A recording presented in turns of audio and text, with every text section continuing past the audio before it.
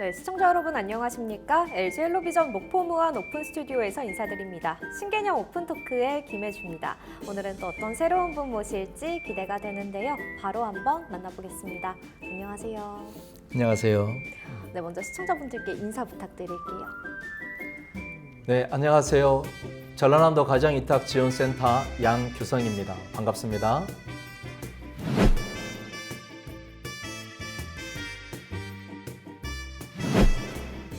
네, 관장님 반갑습니다. 네, 먼저 지난 5월 22일이 가정위탁의 날이었는데요. 이 시청자들의 이해를 위해서 가정위탁이란 어떤 건지 좀 정확하게 설명 부탁드릴게요. 네, 가정위탁이란 한마디로 사회적 어려움을 당한 아동의 가정복지를 이루는 일이라 할 수 있는데요. 부모의 사정으로 보호가 필요한 아동과 위탁가정이 더불어 살게 돕는 일이라고 구체화할 수 있습니다. 네, 그렇다면 전남 가정위탁지원센터에서는 정확하게 어떤 일을 하고 있을까요?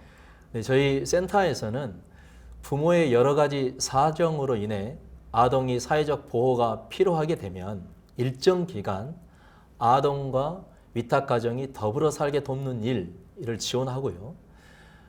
위탁가정을 발굴하기 위해서 예비 위탁부모 교육도 시행하고 있고요. 위탁가정에 아동, 청소년들이 자립하는 데 도움을 주기 위해 캠프, 또 체험활동, 교육, 방문 상담 이런 일들을 지원하고 있습니다. 네, 위탁 아동을 포함해서 위탁 가정을 위해서 다양한 일을 하고 계시는군요. 네, 어떤 부모들을 이 어떤 아이들을 키우는 사람은 우리가 위탁 부모라고 할 수 있을까요? 먼저는 혈연 관계 속에서 보통은 할아버지, 할머니, 그리고 사촌 이내의 친인척이 위탁 부모가 될 수 있는데 법적으로는 8촌 이내까지 가능하고요. 비혈연 관계 속에서는 위탁 가정 조건에 맞는 분들이 가정 보호가 필요한 아이들을 만나서 위탁 부모로 함께 살아갈 수 있습니다. 네, 그렇다면 위탁 가정이 되려면 조건이 필요할 것 같아요. 어떤 조건이 필요할까요? 네, 위탁 가정, 위탁 부모가 되는 조건은요. 첫째는 25살 이상이면서 경제 활동을 하고 있고, 둘째는 아동과 위탁 부모가 60세 미만 차이라면 가능합니다. 셋째는 범죄 경력 조회를 통해 가족을 포함하여 해당 사항이 없어야 하고요. 넷째는 자녀가 4명까지 가능한데 위탁 아동을 포함하여 미성년 자녀가 4명까지 가능하다 할 수 있습니다. 마지막 다섯째는 5시간 교육. 위탁 부모 교육을 우리 센터에서 5시간 교육을 위수하시면 충분한 준비가 되었다 볼 수 있습니다. 이 위탁 가정을 결정하기까지도 아무래도 이 큰 결심이 필요하지 않을까 그런 생각이 드는데 이 위탁 가정이 되기까지 어떤 절차를 거쳐서 또 이후에 양육 점검은 어떻게 이루어질까요? 네, 위탁 가정이 필요한 아동을 만약에 여러분들이 발견했다면 여러분 근처에 있는 읍면단위 면사무소나 동사무소에 신청을 하고요. 시청이나 군청에 접수가 되면 아동보호전담요원을 파견해서 가정 상담을 진행하고 기초 자료가 작성이 되면 최종적으로 지자체에서 우리 가정위탁지원센터에 의뢰하여 위탁 가정으로 책정이 됩니다. 자, 그런데 비혈연 같은 경우는 여러분들이 위탁 가정으로 하고 싶다 하면 저희 센터에 직접 연락해 주시면 되고요. 이때 가정 상황에 따라 비혈연 가정은 한 달에 한 번 저희가 모니터링을 하고요. 연간 최소 4회 이상 방문을 하게 됩니다. 또 혈연 가정의 경우에는 분기별로 저희가 모니터링을 하고 있고 연간 최소 1회 이상 방문하면서 양육 상황을 돕고 있습니다. 네, 그렇다면 어떤 아동들이 위탁을 받게 되나요? 네, 가정위탁이라는 의미에서도 밝혔듯이 부모의 여러 가지 사정으로 함께 살 수 없는 아동이 해당이 되고요. 가정에서 학대, 방임으로 긴급 분리된 경우, 그리고 부모의 경제적 사정으로 함께 살 수 없는 경우, 또 미혼모 아이가 출산된 경우, 그 외에도 부모의 사정에 따라 아동의 보호가 필요한 경우 가정이탁이 가능하게 됩니다. 네, 이렇게 일반 가정 이외에 시설에 위탁되는 경우도 있잖아요. 네. 가정 위탁의 경우 어떤 차이랑 그리고 또 어떤 장점이 있을까요?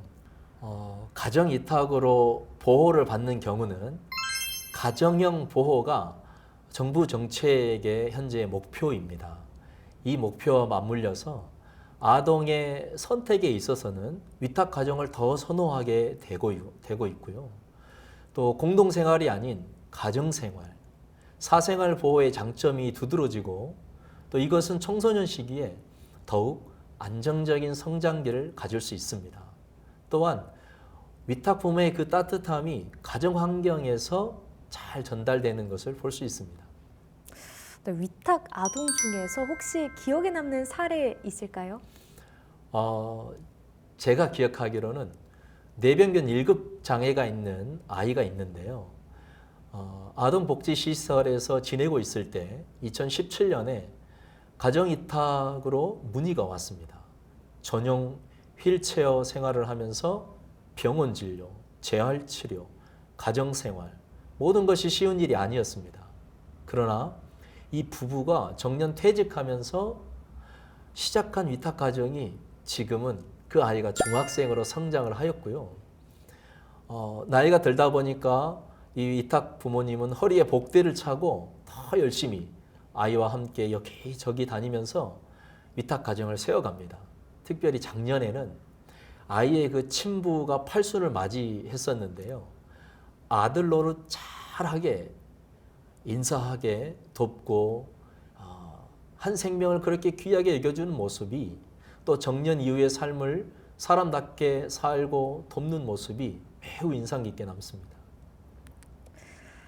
네, 그렇다면 이번엔 센터 얘기 잠깐 해보겠습니다. 이 센터가 지역사회와 협력해서 이 추진하는 사업이나 프로젝트는 어떤 게 있나요? 저희가 작년 연말에 꿈꾸는 가정 이 에세이집을 발간하였는데요. 2018년부터 지금까지 그 공모전 작품과 위탁 가정 이야기를 선정하여 출판하였고 또 토크 콘서트를 열면서 매우 의미 있는 시간을 가졌습니다. 연장선상으로 올해 11월 말과 12월 사이에는 전남 가족사랑 페스티벌을 통해 작품 전시회를 준비하고 있습니다. 네, 마지막으로 이 센터가 나아가고 싶은 방향과 그리고 더해서 우리 시청자분들께 한 말씀 부탁드릴게요.